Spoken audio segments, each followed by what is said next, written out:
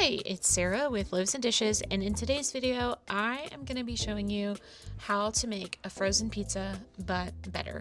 So this is less of a recipe and more of a, here's some ideas of things that you can do. So what I'm making right now is a melted butter with some seasonings that I'm going to put on the crust. I'm just mixing that up and setting it aside. I use garlic powder, salt, pepper, and some Italian herbs. And then I have just a cheap pizza. You want to pay attention to the directions on the back. And then this is just what it looked like right out of the package. So I'm adding some extra sauce because I like a lot of pizza sauce. I'm going to add extra cheese and extra pepperonis. You can add whatever you like to your pizza.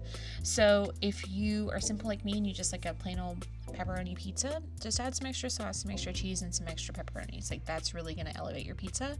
But if you want other stuff, like maybe you want ham or pineapple or other vegetables, that's all fine. But you'll just need to pay attention to what you're putting on the pizza. So like if you're going to put on some like peppers and onions, those will probably cook in the oven.